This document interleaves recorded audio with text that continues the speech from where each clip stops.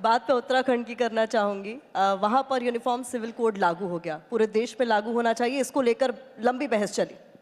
एक देश, एक कानून, एक समान अधिकार, एक समानता का भाव देश में क्यों नहीं होना चाहिए?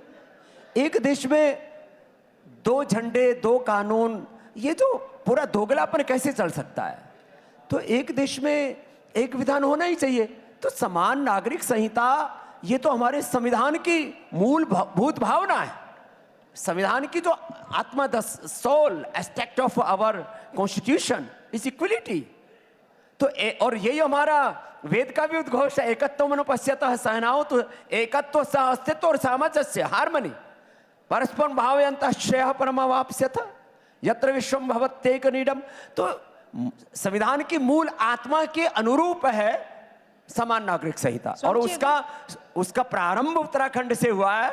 मैं आश्वस्त हूं कि धीरे धीरे पूरे देश के राज्यों में, पूरे देश में समान नागरिक संहिता ही नहीं होनी चाहिए, समान नागरिक संहिता भी होनी चाहिए, जनसंख्या नियंत्रण भी होना चाहिए, और इस देश के अंदर सभी दिशाओं से सबको एक स्वर से यह मानना चाहिए, हमारी मजहबी मान्यताएं जो भी हो, हम भारतीय होने का गौरव अनुभव करें, राष्ट्र धर्म को, राष्ट्रहित को सर्वोपरि माने। सत्ताएं आएंगी और जाएंगी, देश तो सदा से था, सदा है और सदा रहेगा, तो उससे बड़ा कुछ नहीं हो सकता। स्वामी जी, लेकिन इस विजन को आसानी से क्यों नहीं समझा जा सकता? क्यों आखिर फिर ओवैसी साहब ये कहते हैं कि ये यूनिफॉर्म सिविल कोड नहीं है बल्कि हिंदू कोड बिल है, हिंदू राष्ट्र बनाने की ये तैयारी है? अरे भाई, ओबीसी तो उल्टा दिमाग का आदमी है, पता नहीं से कौन सी घड़ी नक्षत्र में पैदा हुआ, और उसके पुरखों ने भी देश के साथ धोखा किया। वो भी अच्छा क्या है, जो जितना उल्टा बोले उतना हेडलाइंस में बना रहता है, और अच्छा है ओबीसी, जितना अच्छा, जितना ज्यादा ओबीसी बोलता है उतना ही ज्यादा मोदी जी को फायदा होता है। इसलिए काफी पॉलिटिक्स में लोग उनको बीजेपी की बी टीम भी कहते हैं, मैं नहीं कह रहा हूं। तो वो बी टीम ओबीसी जितना उल्टा बोलेगा उतना नरेंद्र मोदी जी का फायदा होगा, और वो जो मुसलमानों का पोलराइजेशन है उसको तोड़ता है, उसको रोकता है। जो मुसलमानों के पुरोधा बने हुए हैं उनसे उनको झटका देता है, तो अच्छा है। मतलब अगर वोट मोदी जी के बढ़ रहे हैं, पॉपुलैरिटी मोदी जी की बढ़ रहे हैं, तो कहीं ना कहीं इनडायरेक्टली हेल्प कर रहे हैं। बीटी में अच्छी बात है, उनका भी योगदान रहना चाहिए। तो ओबीसी जो अपना योगदान दे रहे हैं, उसमें राहुल गांधी जी भी अपना योगदान दे रहे हैं, उसमें बहुत सारे ऐसे राजनीतिक लोग हैं। आप ये कह रहे हैं बीजेपी के साथ मिले हुए हैं ओवैसी जी?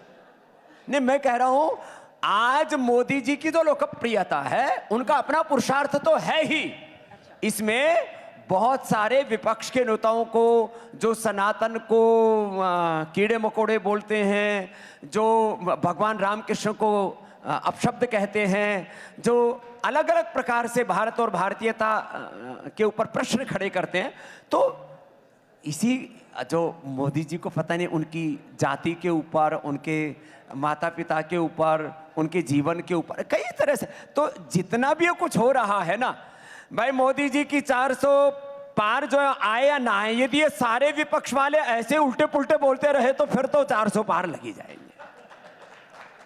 देखिए, आरएसएस कह रही है कि जहां तक बात हिंदू राष्ट्र की है, सिर्फ सांस्कृतिक अवधारणा है, इसे संवैधानिक मान्यता की जरूरत नहीं है। इस पर आपका क्या विचार?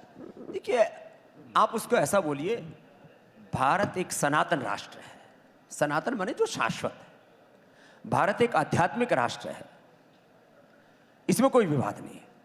तो दरअसल कुछ लोग शब्दों में और अलग अलग प्रकार के, जिसको कहते हैं ना, कुछ नैरेटिव घड़ने में बड़े माहिर होते हैं, तो मैं उस पचड़े में पढ़ना ही नहीं चाहता। मैं तो कह रहा हूँ ना, भारत स्वभाव से ही एक आध्यात्मिक राष्ट्र है, भारत सनातन को फॉलो मानने वाला राष्ट्र है, भारत ऋषिमुनियों का देश, इसको कौन डिनाई करेगा। और हिंदू राष्ट्र से मतलब ये तो है नहीं कि यहाँ से मुसलमानों को, ईसाइयों को या किसी और मतावलंबी को खदेड़ दिया जाएगा।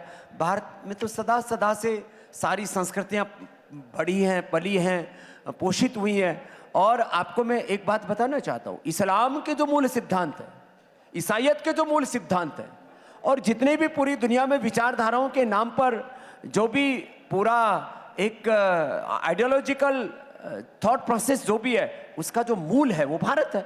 तो इसमें तो कोई प्रश्न नहीं। इस आइडियोलॉजिकल थॉट प्रोसेस को एक नरेटिव क्यों कह दिया जाता है? लेकिन अब मैं सवाल उस आधार पर आपसे कर रही हूँ क्योंकि आपके शिष्य हैं, और पंडित धीरेन्द्र शास्त्री का मैं यहाँ नाम इसलिए ले रही हूँ क्योंकि उनका एक स्टेटमेंट कोट करना चाहती हूँ। वो खुले मन से ये बात कहते हैं कि आप मेरा साथ दो, मैं भारत को हिंदू राष्ट्र बना दूंगा। अब संविधान में तो भारत को सेक्युलर राष्ट्र लिखा गया है, तो क्या संविधान में भी बदलाव करवा देंगे? नहीं, देखिए ऐसा है, उत्साह में बातें कहना अलग बात होती है, वो उत्साह सभी में को होना ही चाहिए। भारत एक पंथ निरपेक्ष राष्ट्र है। जो ये धर्मनिरपेक्ष शब्द बोलते हैं ना, वो बड़े अविवेकी लोग हैं। कभी धर्म, अब जैसे ये माइक है, मैं इससे बोल रहा हूँ, ये धर्म है। अग्नि है, उसमें उष्णता है, उसका धर्म है।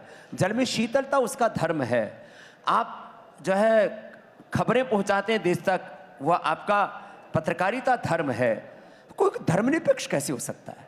जो अपने आप को धर्मनिरपेक्ष कहता है, उससे ज्यादा मूर्ख, अविवेकी और जिसको कहते हैं एकदम दिवालिया व्यक्ति कोई नहीं हो सकता।